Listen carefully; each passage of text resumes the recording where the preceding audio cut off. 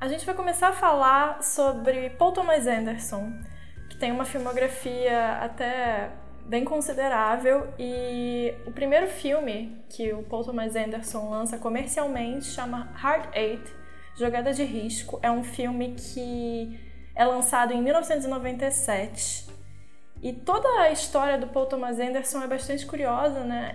Ele nasceu em 1970, na Califórnia, e formalmente ele não estudou cinema. Ele é conhecido como cineasta do VCR, tanto quanto o Quentin Tarantino, né? Porque ambos têm essa questão de terem, na sua formação, assistido muitos filmes.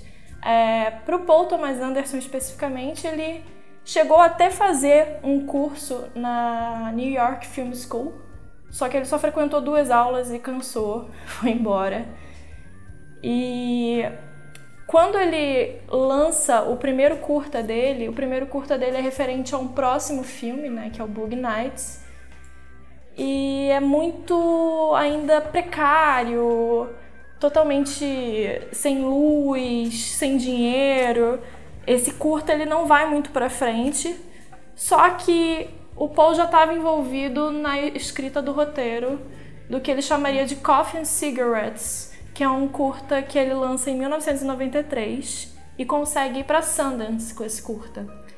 Esse curta já tem o Philip Baker Hall, que é um ator que vai vir ser muito importante para o filme Hard Eight e para as suas próximas obras também.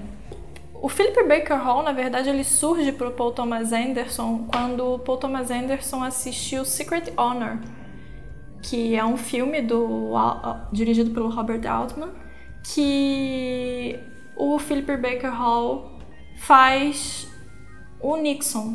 Depois de toda a questão do Watergate, ele tá gravando uma fita e ele conta durante todo o filme, ele vai narrando as motivações, o que aconteceu. É uma ficção, obviamente, mas o filme é completamente voltado para o Philip Baker Hall, numa atuação minimalista e muito forte. Acho que qualquer pessoa que assiste o filme fica muito impressionado. E essa fixação pelo Philip Baker Hall do Paul Thomas Anderson vem daí, a ponto dele estar em outros filmes, né? E continuar trabalhando com o Paul Thomas Anderson, sempre nessa linha da pessoa com um personagem muito calculado, muito ponderado, com uma articulação imensa. O Paul Thomas Anderson, ele tem um envolvimento cinematográfico muito direto, acho que com a obra do Robert Altman. E isso faz com que alguns elementos autorais dele sejam marcantes e ainda lembrem o tipo de mecanismo que o Altman usa, tanto de montagem quanto de construção de roteiro.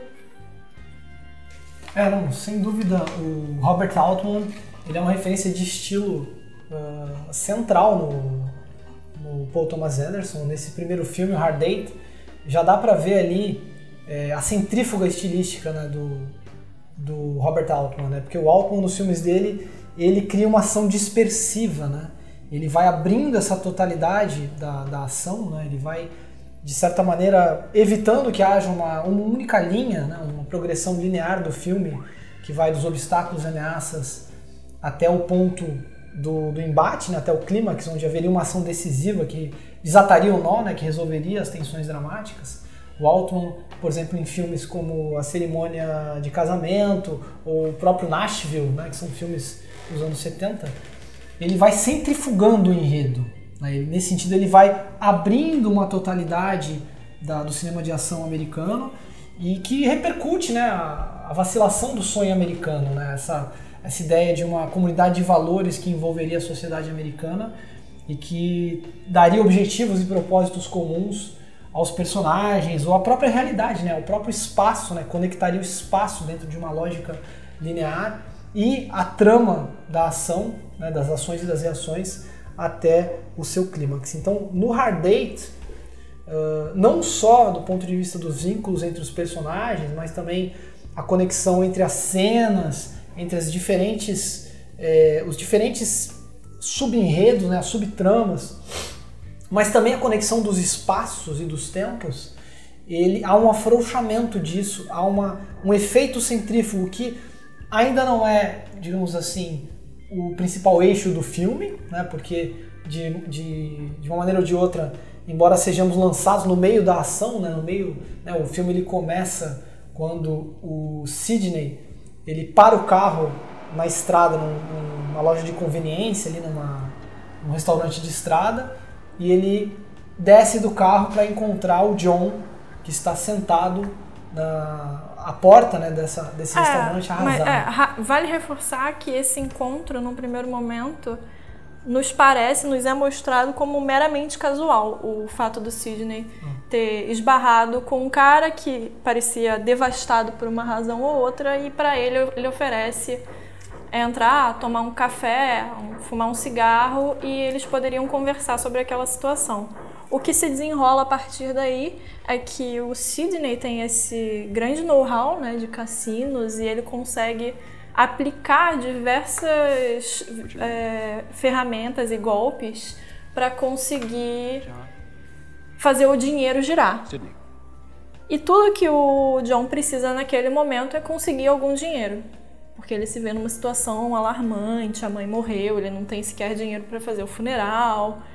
E é interessante que nesse primeiro momento, quando você ainda acha que aquele encontro é meramente um acaso, você tem essa sensação, né, de ideia que os personagens foram ali jogados e uma coisa quase destino uniu e criou essa situação.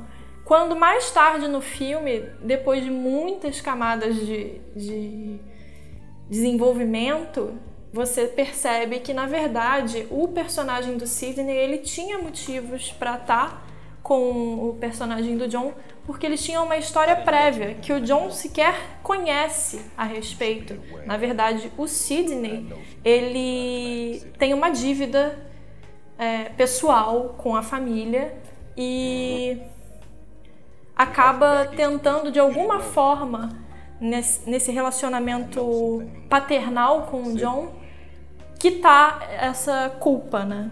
Sim. E da mesma maneira que no começo do filme nós somos lançados nesse encontro que se apresenta como uma contingência, né, que não tem uma explicação do porquê o John tá ali ou porquê o Sidney vai ao encontro do John, né, busca esse encontro. Então, aos poucos você obviamente vai desdobrar o passado dos personagens e vai ter uma lógica para isso, mas o final do filme também é assim, né? Nós somos largados como se no meio da história, né? Não tem uma...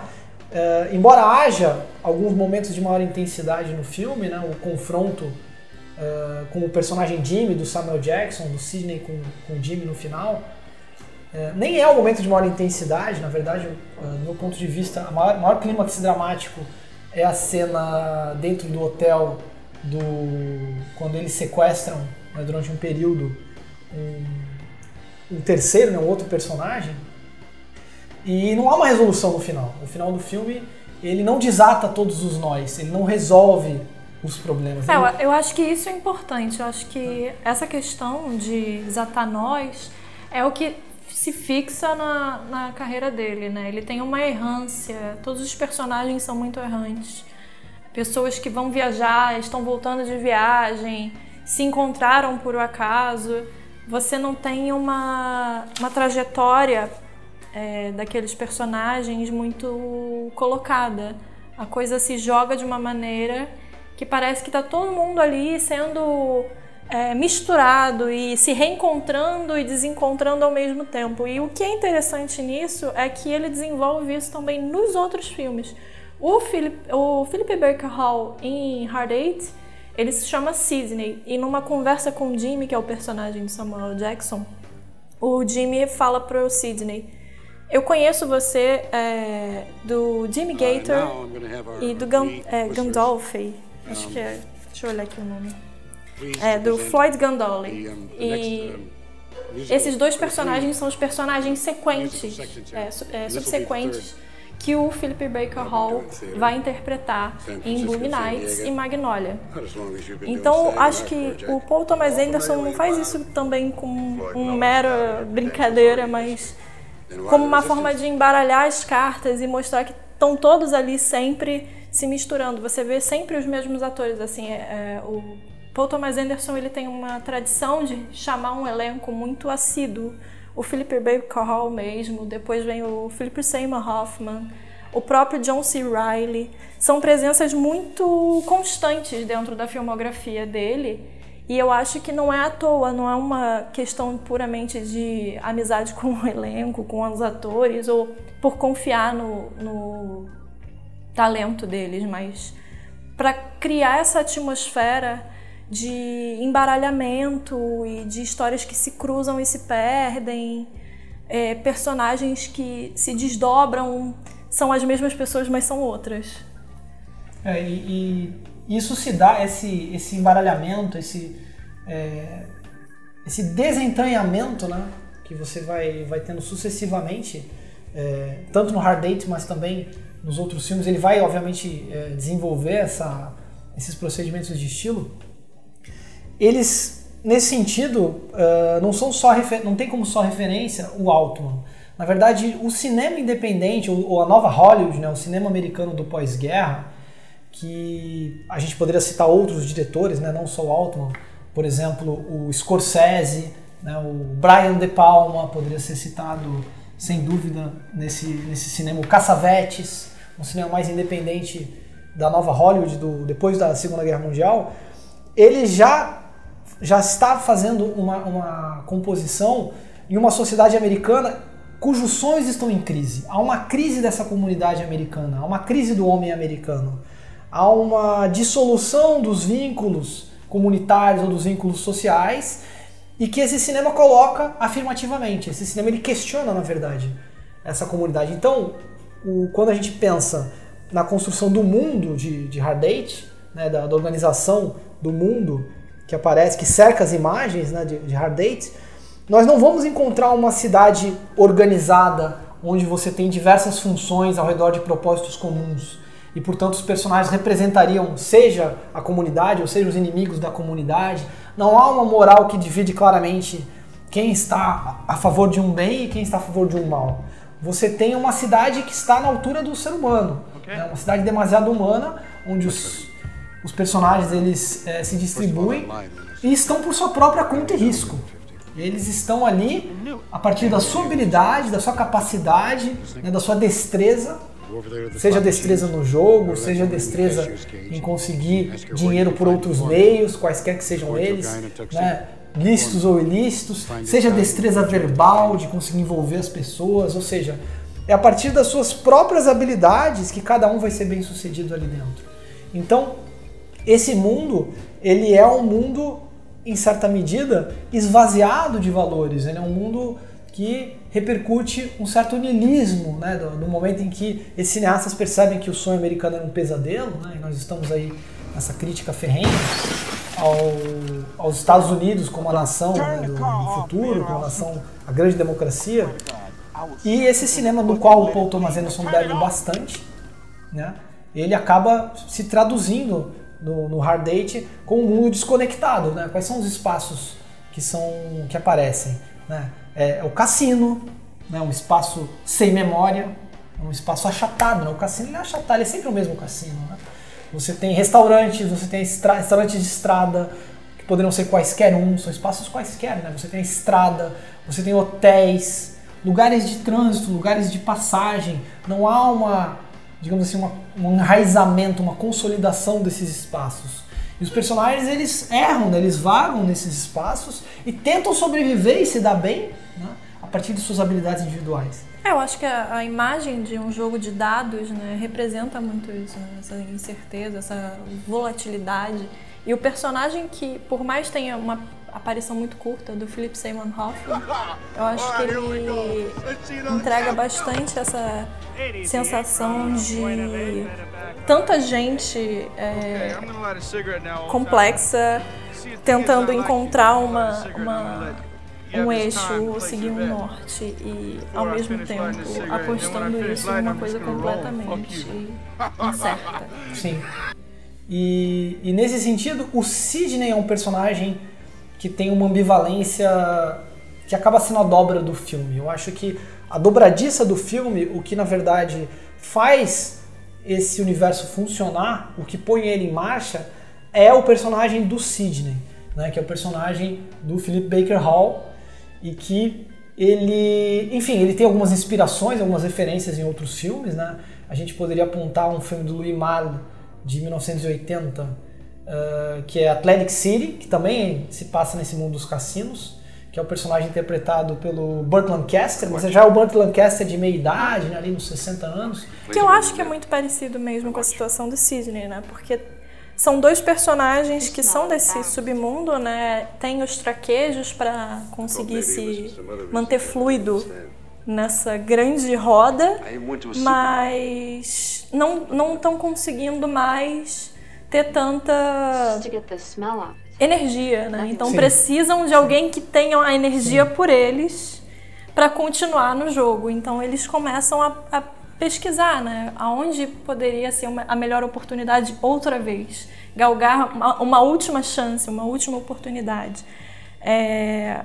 O personagem do Baker Hall é mais ainda interessante porque ele não é taxado de imediato. Quando começa o filme, a primeira imagem que você tem é um cara bem vestido, saindo de um carro bom, ajudando um cara que ele não conhece, você não sabe exatamente qual é o intuito. Um benfeitor, né? E um cara que fala pouco, né? Ele fala muito pouco. As falas dele são muito precisas e diretas, assim. Ele não se desdobra sobre o personagem, mas ao mesmo tempo, você, pelas pequenas ações dele, começa a perceber que ele tem um envolvimento mafioso, ele tem essa coisa de saber golpear os cassinos, ele conhece pessoas para resolver problemas das mais diversas ordens. Então é uma pessoa que você não tem um único adjetivo para ela. Ele não é um cara da máfia, ele não é um cara trambiqueiro, é um cara que se veste muito bem, se porta muito bem, tem uma conduta muito sólida e, ao mesmo tempo, não tem esse encaixamento, né? Você não consegue definir o personagem em poucas palavras ou em poucos minutos de filme. Você só consegue ter a totalidade do personagem quando o filme acaba. Concordo totalmente. E no Atlantic City, né, no filme do Malle, também, embora seja um personagem também da velha guarda, né, e que bastante já encarquilhado, né, pelo tempo, já tem uma espécie de uma crosta, né, de ranzinza, um ranço, mas ele é menos ambivalente do que o Sidney, porque ele acompanha a decadência de Atlantic City, né? Atlantic City era uma cidade de cassinos num balneário na costa leste, perto de Filadélfia, nos Estados Unidos, e Las Vegas roubou esse lugar, né? Há um movimento de Atlantic City para Las Vegas. Depois vai ter o renascimento de Atlantic City, né? O próprio Donald Trump que faz o Taj Mahal e tal. Mas o personagem do Burt Lancaster, ele acompanha essa decadência, é um personagem decadente.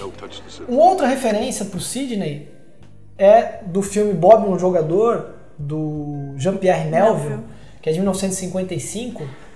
56, que também é um personagem com uma manha, né, com uma esperteza. Assim, ele habita esse limite, esse limiar entre a legalidade e a ilegalidade, entre os contatos do submundo. É um cinzento, né? É cinzento, é um personagem cinzento, amoral, né? Ele é amoral. Ele depende da sua esperteza, porque o mundo é amoral. Ele é uma expressão desse mundo amoral que se tornou os Estados Unidos e a sociedade americana. Mas nesse filme, claramente o personagem, o Bob, o jogador, ele vai incidir numa trajetória criminosa, que é um assalto a um cassino, né? Que é o cassino que ele ganha, o paradoxo é que ele ganha as apostas, ele sai rico, mas ao mesmo tempo a gangue dele assalta e ele é preso. e que é o filme de 56, né, que o Paul Thomas Anderson referencia também o Sidney. Mas o Sidney, ele é diferente desses dois, ele tem alguns pontos de toque, mas ele é diferente desses dois personagens, embora a idade seja próxima, mas ele é diferente. Por quê? Porque se o Sidney, ele é uma criatura deste mundo onde o niilismo persevera, e portanto não há vínculos valorativos ou morais, e portanto não há famílias constituídas, ou uma nação, ou ideologias, ou projetos comuns em que os personagens se identifiquem. Por outro lado, ele tem uma aura de moralidade, ele tem uma espécie de presença que se impõe, que é dado por um conjunto de elementos que passa pela dramaturgia muito bem construída do Paul Thomas Anderson com o Philip Baker Hall, mas passa também pela indumentária dele, o terno sempre alinhado, a gravata que o Paul Thomas Anderson frisa que ele coloca antes de sair de casa. Ele tem que colocar a gravata para sair, o jeito que ele senta, o jeito que ele fala, o jeito que ele joga, as poses que ele vai trabalhando, o jeito que ele todos os gestos dele são dotados de uma elegância, que ao mesmo tempo é uma elegância de um homem de meia idade, cabeça branca, que já está ficando para o passado, já é uma espécie de ranço, mas por outro lado inspira uma moralidade nos outros personagens. Então isso é pontuado em vários momentos importantes. Quando a Clementine, que é a personagem da Gwyneth Paltrow, ela está saindo de um programa e sai de um quarto de um dos... Porque ela é uma garçonete, né, que usa todos os artifícios dela, né, essa é a destreza dela para obter as gorjetas maiores, que nos Estados Unidos é a principal fonte de renda dos garçonetes. Ela também faz programas, né, e é próximo ali, né, o lugar onde ela trabalha e os apartamentos onde acontece são próximos. Então tem uma cena que ela sai de um desses quartos, obviamente tendo feito um programa, e o encontra, por acaso, novamente um encontro contingente, né, desse mundo desconectado, encontra o Sidney, e aí ela se envergonha.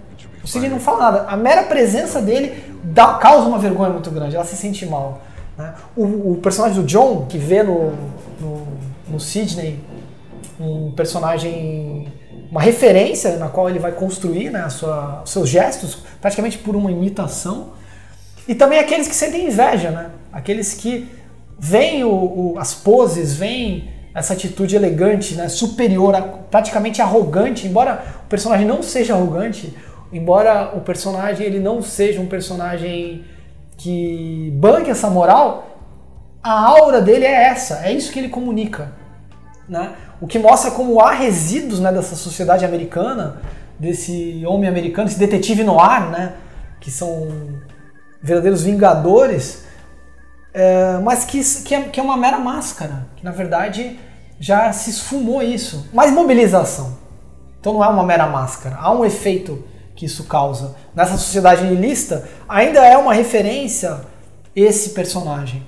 De maneira que o personagem, o Jimmy, que é o personagem interpretado pelo Samuel Jackson, e o jogador, que é o Philip Seymour Hoffman, que não tem nome no filme, os dois sentem inveja. Irrita, eles ficam irritados, né? Eles ficam instigados pelo Sidney. Então o Sidney ele tem essa ambivalência, qual é? A ambivalência de, ao mesmo tempo, dele ser uma criatura desse ambiente decadente e que está em vias de extinção, que desaparecerá, mas por outro lado, ele ainda é uma bússola moral para os outros personagens.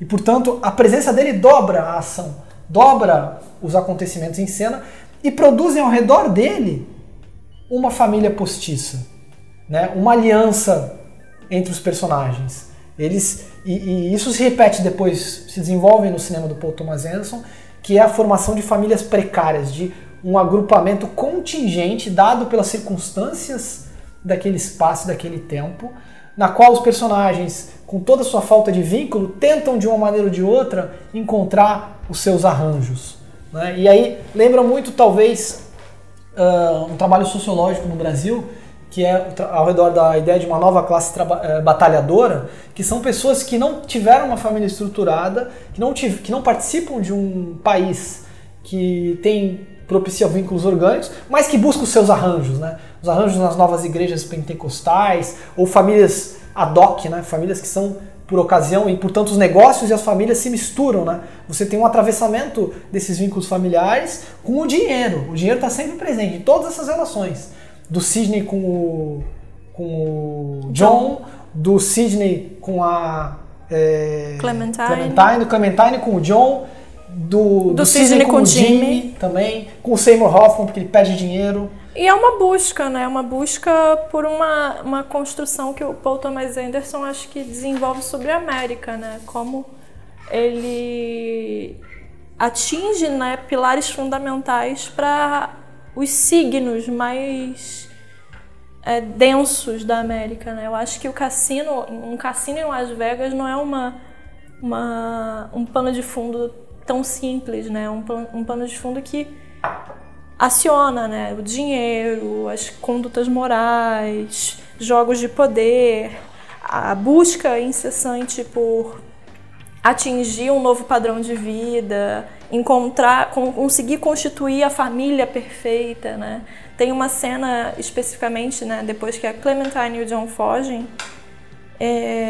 que eles estão conversando no carro e ele fala pra ela: olha, se você quiser anular o casamento, a gente pode anular.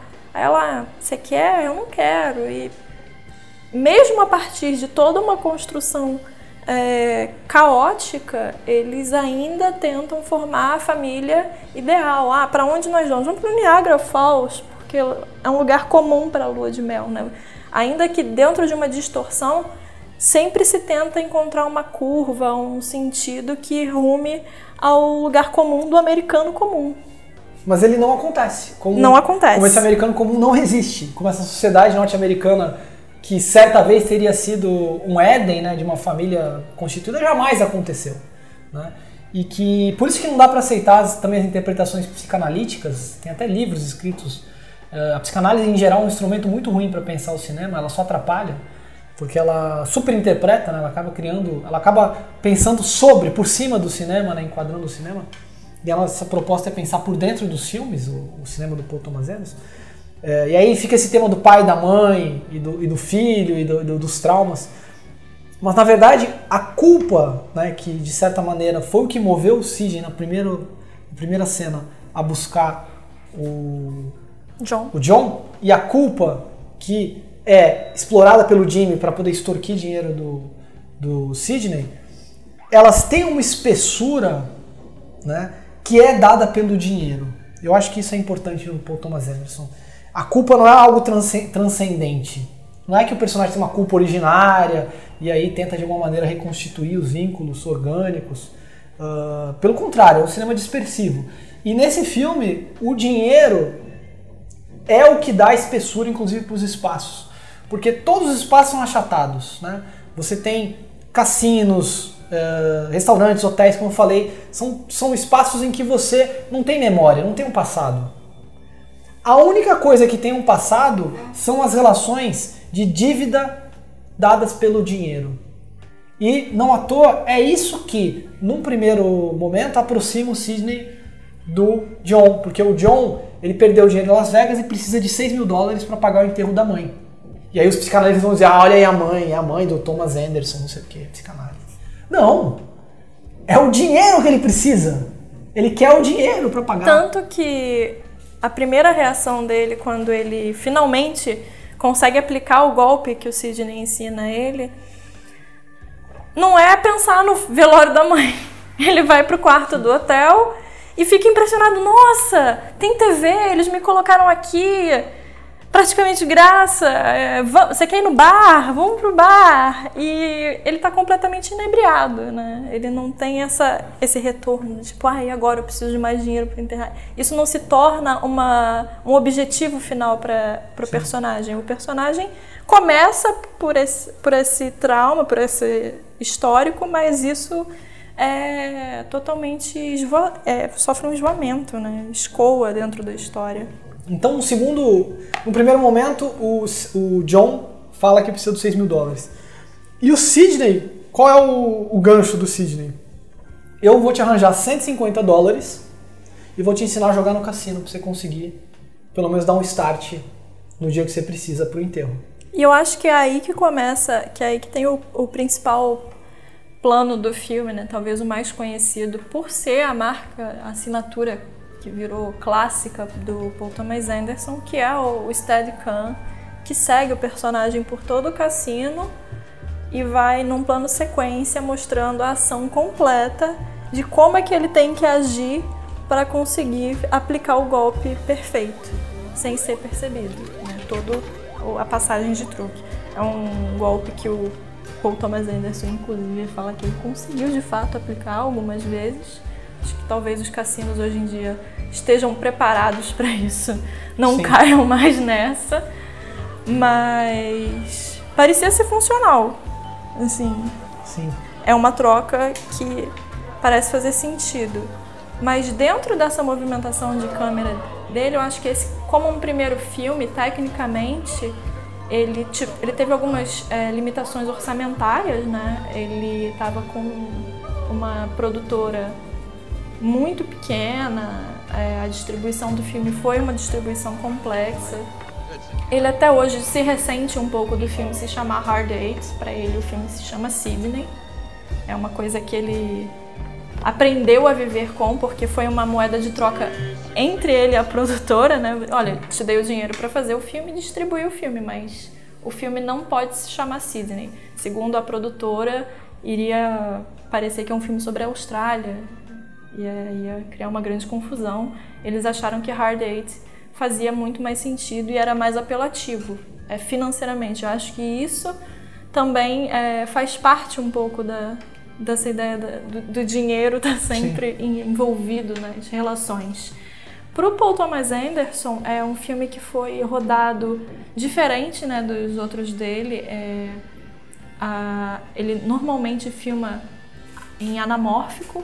Esse ele não conseguiu. E para resolver essa questão, ele cria uma das cenas mais interessantes do filme, além da assinatura dele, que é a cena que você estava comentando, do lado de fora do hotel, até o personagem entrar dentro do quarto e ver o que estava se passando. Ele segue o personagem do Sidney chegando no hotel, depois de ter recebido um telefonema do John, desesperado, pedindo ajuda. E quando o Sidney chega à porta, ele bate, ele começa a conversar com o John, mas o John não abre a porta, ele demora para abrir. E quando ele finalmente abre a porta, você vê todo o diálogo deles acontecendo sem ver o que está acontecendo na cena. E o Sidney falando, mas o que está acontecendo aqui? Como é que vocês deixaram chegar a esse ponto? Quem é essa pessoa? E você não vê o que está, por um bom tempo, se desenvolvendo na cena. É o domínio do fora de campo, né? Essa cena é magistral, porque ela inicia enquadrando primeiro o lado de fora do quarto de hotel, desses hotelzinhos, né? Um hotelzinho, hotel de estrada, diríamos assim, né? Mas é um hotel tipo uma kitnet é o bem clássico, né? Americano, clássico. Que tem aquele estacionamento aberto e uma sacada com vários apartamentos. Então ele enquadra o lado de fora, onde está o Sidney, a porta trancada, e boa parte do drama, ou boa parte da expectativa, da tensão dessa cena, acontece fora de campo. Você não sabe, você não vê o que está acontecendo e você começa a imaginar e elucubrar o que está acontecendo. E aí o Sidney começa uma conversa através da porta, só que o enquadramento está do lado de fora. Aí quando ele abre a porta e você, agora eu vou descobrir, ele vai enquadrar só uma pequena faixa de dentro do apartamento, né? Passa para dentro do apartamento, ele vai enquadrar onde está o Sidney e o John. Então aí a cena continua, se delonga, sendo que eles começam a discutir, e o Sidney fica espantado, né, sobre o novo fora de campo, que embora seja menor do ponto de vista espacial, ele se torna cada vez maior, porque mais elementos, se fala mais dele, e ele fornece mais elementos para os personagens, através dos personagens para você, né, através do afeto, do que está acontecendo. E aí finalmente ele abre o enquadramento, ele reenquadra o quadro como um todo, o quarto como um todo, e aí você descobre que a própria Clementine está dentro do quarto. Estava desde o início, mas você não tinha visto, você não imaginava que ela estava, e aí você vê o que está acontecendo.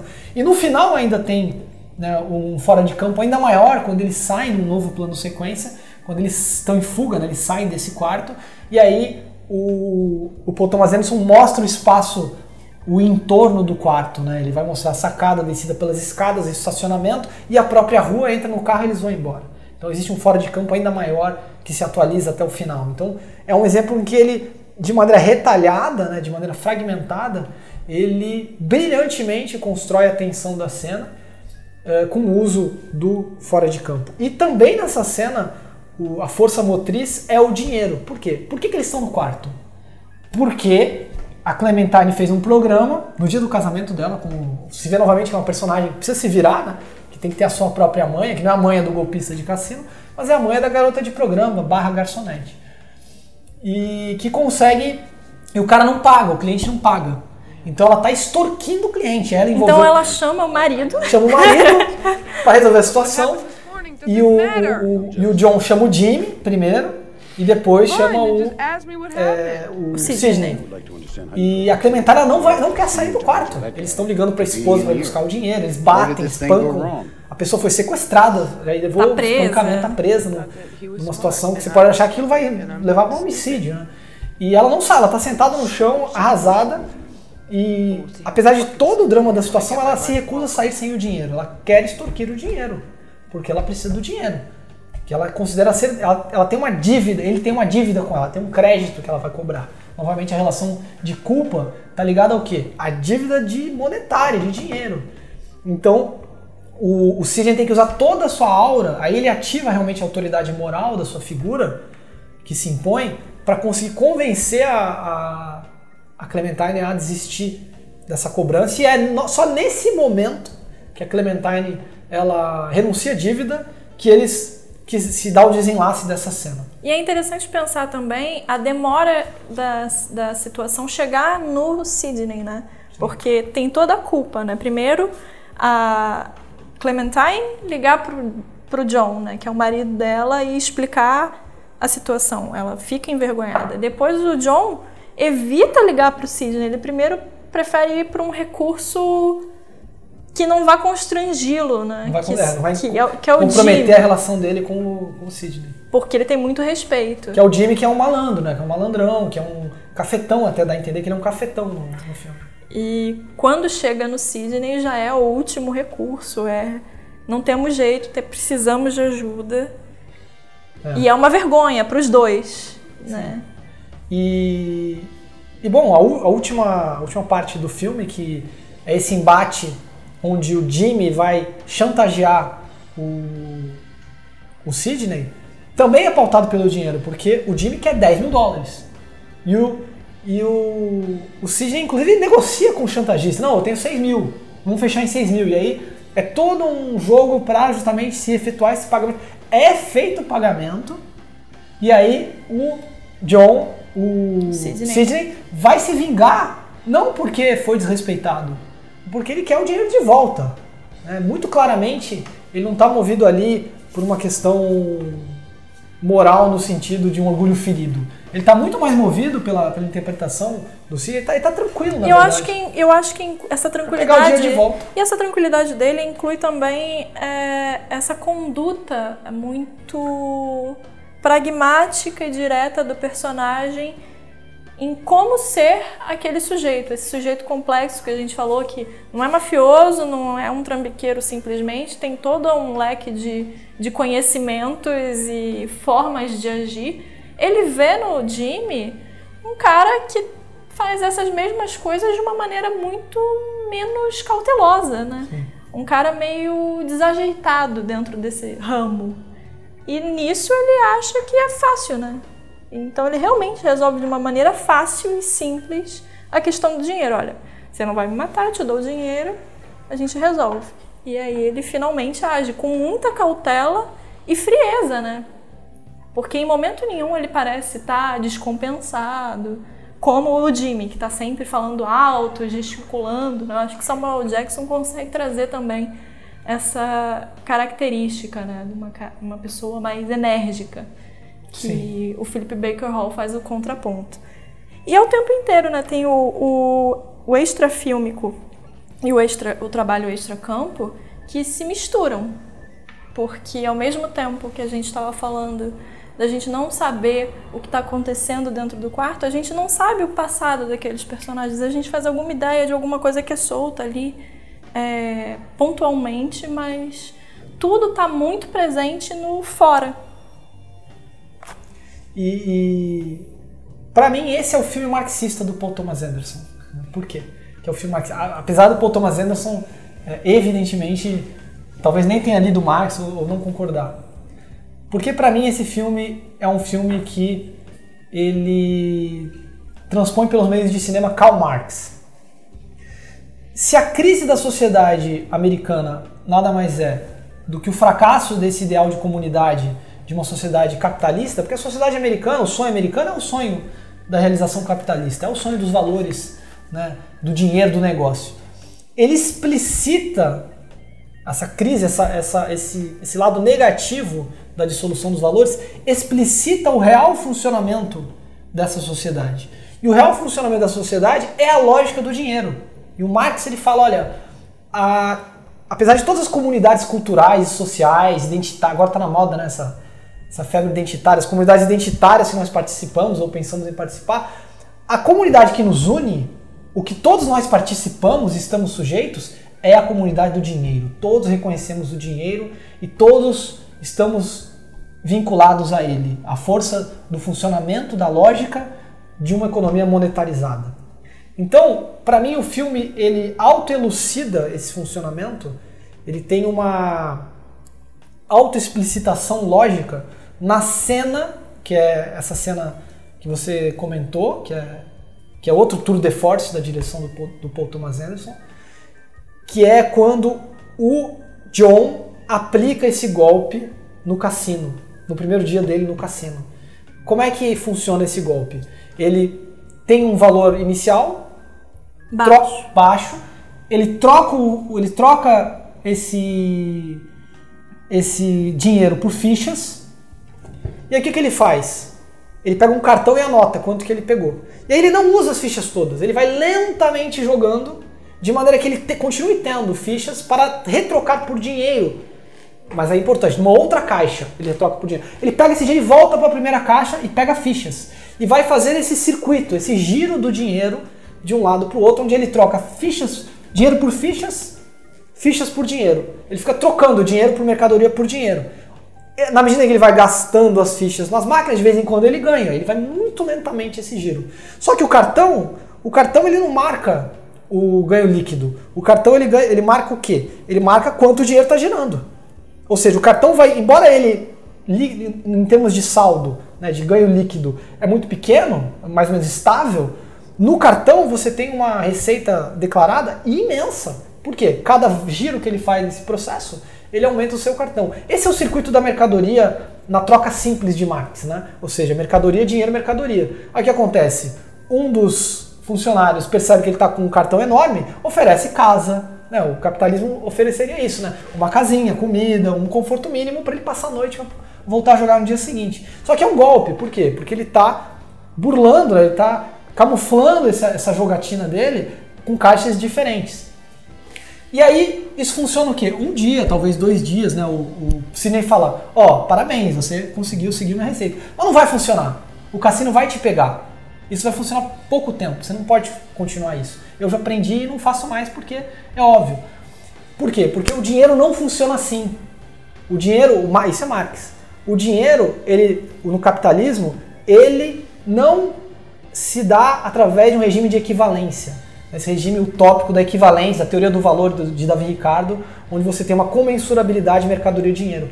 Para o capitalismo funcionar, o dinheiro tem que gerar mais dinheiro, ou seja, o circuito não é um circuito simples da troca, que é mercadoria, dinheiro, mercadoria, mas sim o circuito da troca desigual, ou seja, o ciclo do capital. Dinheiro, mercadoria, mais dinheiro.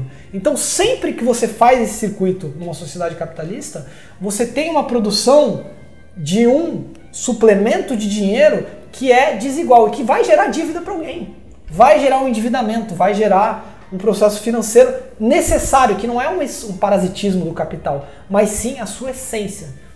Então a comunidade do dinheiro que nós participamos não deixa de ser a comunidade do endividamento, de uma dívida que cresce em espiral, que infla, que incha. Então os personagens eles têm uma carga de culpa que eles precisam redimir e que o dinheiro exprime essa culpa e portanto a culpa está associada nesse filme ao dinheiro e que permite ao filme, portanto, se naquela cena ele autoelucida a lógica da troca simples, no filme como um todo ele elucida a troca desigual. E a troca desigual significa o quê? Que o mal não pode ser reparado.